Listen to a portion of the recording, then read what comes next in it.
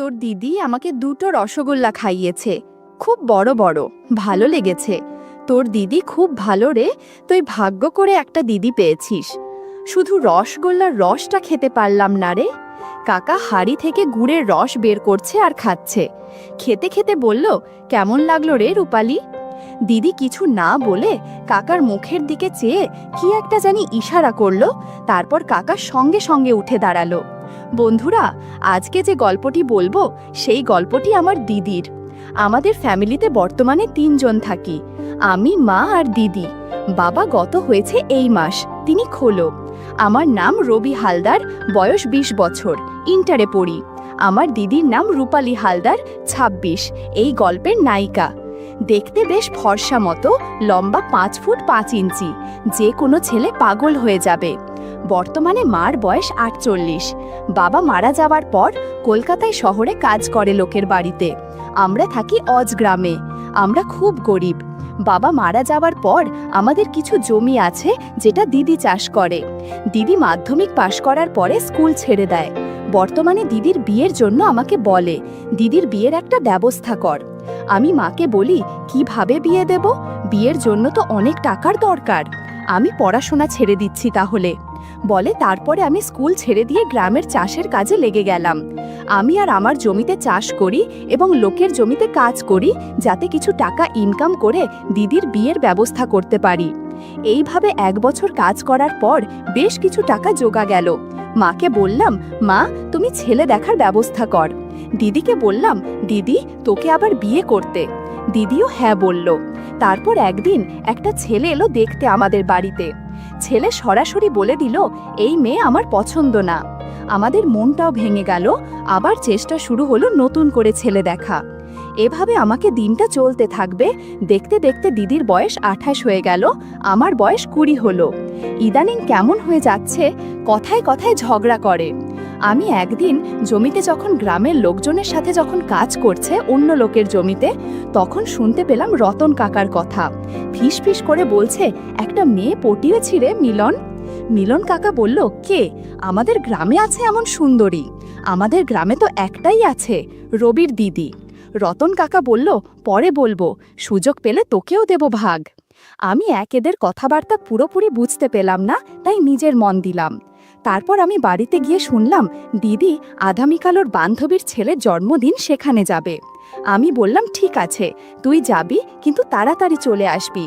তারপর দিদি বলল, ঠিক আছে আমি তাড়াতাড়ি চলে আসব।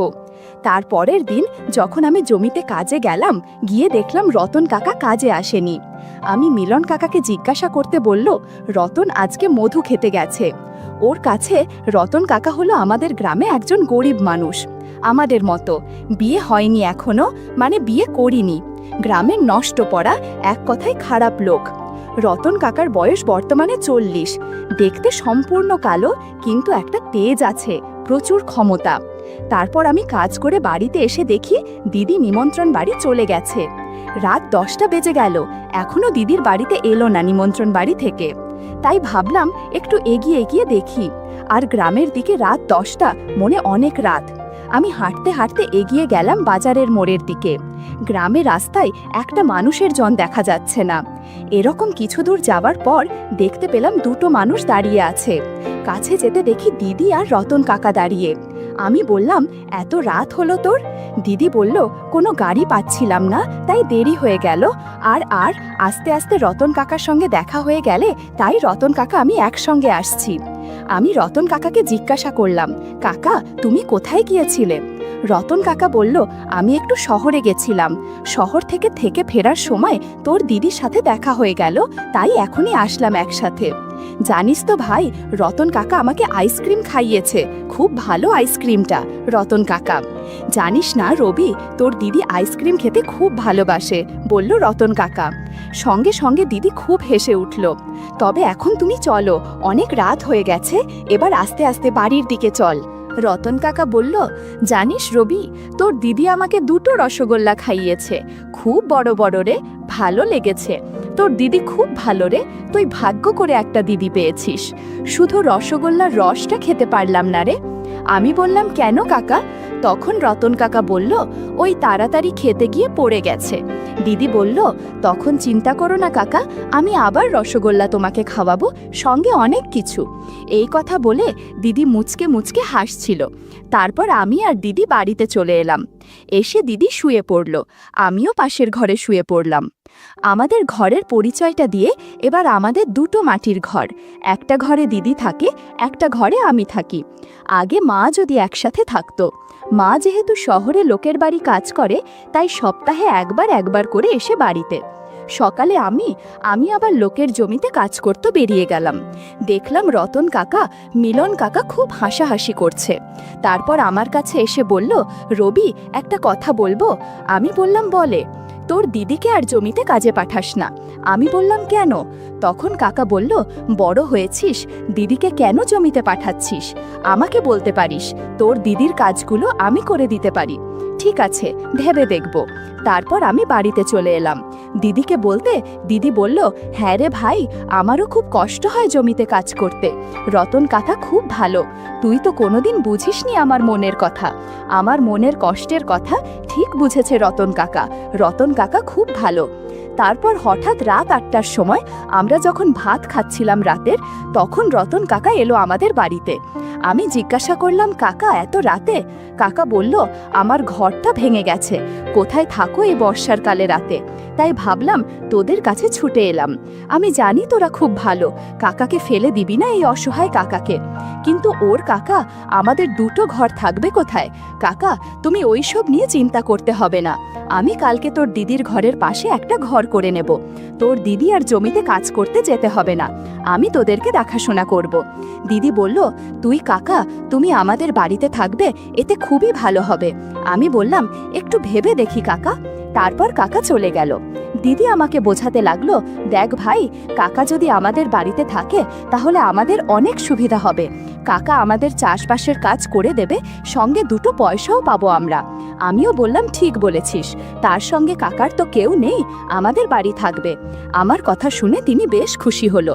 তারপর কাকা চলে গেল ওই রাতে। আর দিদি আমাকে বোঝাতে লাগলো, দেখ ভাই, কাকাকে যদি আমাদের বাড়ি থাকে বাবার মতো, তাহলে আমাদের কত সুবিধা হবে বল। সে আমাদের দেখাশোনা করবে, সঙ্গে কিছু টাকা পয়সাও দেবে। আমার বিয়ের টাকাটা জোগাড় হয়ে যাবে, তুই আর কত কষ্ট করবি আমার জন্য। আমি বললাম, ঠিক আছে দিদি, কাকা তাহলে কালকে তোর ঘরের পাশে একটা ঘর করে নিক। দিদি বলল, ঠিক আছে। তারপর দিন সকালে আমি কাজে চলে গেলাম জমিতে। গিয়ে দেখলাম রতন কাকা আসেনি। মিলন কাকাকে জিজ্ঞাসা করতে বলল, ও নাকি একটা ঘর করবে তোদের ঘরের পাশে, তার জিনিসপত্র কিনতে গেছে। সারাদিন কাজ করার পর যখন বাড়িতে গিয়ে দেখলাম কাকা, দিদি আর মা বসে গল্প করছে। দিদিকে দেখে মনে হলো দিদি খুব খুশি। মাকে জিজ্ঞাসা করলাম, মা কখন এসেছে? মা বলল, এই দুপুরবেলা দিকে এসেছি। তাহলে রতন আমাদের বাড়ি থাকছে, যাক ভালোই হলো, তোর পাশে একটা লোক হলো থাকার মতো, যে তোর বাবার মতো খেয়াল রাখবে। আমি কাল সকালে আবার চলে যাব শহরে, তোর দিদিকে খেয়াল রাখিস। রতন কাকা তখন বলল, চিন্তা করতে হবে না রূপালীকে, আমি খুব খেয়াল রাখো, দিন রাত খেয়াল রাখবো। দিদি তখন বলল, কাকা আমার খুব খেয়াল রাখে, দেখো না আজকের আমার জন্য কত খাবার এনেছে বাজার থেকে, আর আমার জন্য শাড়ি কিনে এনেছে। তারপর খাওয়া দাওয়া করে আমরা শুয়ে পড়লাম, আর রতন কাকা বাড়ি চলে গেল। সকালে যখন কাজে যাব বেরোলাম, তখন দেখি রতন কাকা আর দিদি। আমি বললাম, কাকা এত সকালে? কাকা বলল, এই তোর দিদির ঘরের পাশে ঘরটা আজকের তৈরি করব। বললাম, ঠিক আছে করো, আমি কাজে চলে গেলাম। তারপর আমি কাজে চলে গেলাম। কাজ করছি এমন সময় মিলন কাকা বলল, হ্যাঁ রে রবি, তোর দিদির বিয়ে দিবি না? বয়স তো অনেক হলো। আমি বললাম, দেব তো, ভালো ছেলে পেলে দেব। মিলন কাকা বলল, মেয়েদের বয়স বাড়লে কিছু অঘটন ঘটায় না যেন দেখিস। আমি ভাবলাম, কি আর অঘটন ঘটাবে? মিলন কাকা তখন বলল, পরে বুঝবি, পারলে তো দিদির বিয়ে দিয়ে দে। আমি বললাম, চেষ্টা তো করছি। সারাদিন কাজ করার পর যখন বাড়িতে গেলাম, দেখলাম ঘরটা পুরো সম্পন্ন হয়ে গেছে, এবং দিদির ঘরের সঙ্গে কাকার ঘরের একটা দরজা আছে, মানে কাকার ঘরে থেকে দিদির ঘরে যাওয়া যাবে। আমি বললাম, কাকা কবে থেকে এই ঘরে তুমি থাকবে? দিদি বলল, কাকা আজকে থেকেই আমাদের বাড়ি থেকে যাবে। তারপর আমি কাকা দিদি খাওয়া দাওয়া করে শুয়ে পড়লাম। আমি একটা আলাদা ঘরে থাকি, দিদি একটা আলাদা ঘরে থাকে আর কাকা আলাদা ঘরে থাকে। সকালে উঠে দেখি এখনো কাকা উঠল না। দিদি উঠেছে সকালে। কাকা ঘুমাচ্ছে। এখন ডাকতে হবে না, সারাদিন অনেক কাজ করেছে, আজকে কাজে যাবে না মনে হয় কাকা, তুই চলে যা। আমিও কাজে চলে গেলাম। সারাদিন পর যখন বাড়িতে এলাম দেখি দিদি আর কাকা বাড়িতে নেই। কিছুক্ষণ বসে থাকার পর দিদি আর কাকা বাড়িতে এলো। জিজ্ঞাসা করতে বলল একটু বাজারে গেছিলাম, কিছু কেনাকাটি করার ছিল। তারপরে খাওয়া দাওয়া করে শুয়ে পড়লাম। এইভাবে বেশ কিছুদিন যাওয়ার পর দিদির মধ্যে একটা আলাদা পরিবর্তন দেখতে পেলাম। দিদি সবসময় হাসি খুশি থাকে। খেতে বসলে দিদি আমার থেকে কাকাকে বেশি খেতে দেয়। দিদি আর আমার সাথে তেমন কথা বলে না, সবসময় কাকার সাথেই কথা বলে। দেখতে দেখতে বর্ষাকাল এসে গেল। তারপর মা এসে বলল আমি আর এখন গ্রামে আসব না, শহরেই থাকব। গ্রামে সবসময় আসা যায় না। বর্ষাকালে আমি 6 মাস পর বাড়িতে ফিরব। কিছু টাকা দিয়ে চলে গেল মা শহরে। ও ঘর বর্ষা নেমে গেল, সব সময় বৃষ্টি হচ্ছে। তো একদিন রাতে যখন ঘুমাচ্ছে হঠাৎ আকাশটা খুব জোর ডেকে উঠল। আমার ঘুমটা তখন ভেঙে গেল। তখন রাত 12টা কি 1টা হবে, কিছুতেই ঘুম আসছে না। তাই ভাবলাম একটু বাইরে দেখি কতটা জোরে বৃষ্টি হচ্ছে। আমি বাইরে বের হয়ে দেখি আকাশ ঘন কালো ছেয়ে গেছে আর তুমকা হাওয়া মারছে, হালকা ঝড় বইছে এবং প্রচণ্ড জোড়া আকাশ ডাকছে আর ঝিরঝির করে বৃষ্টি হচ্ছে। ভাবলাম একটু রান্নাঘর থেকে জল খেয়ে আসি।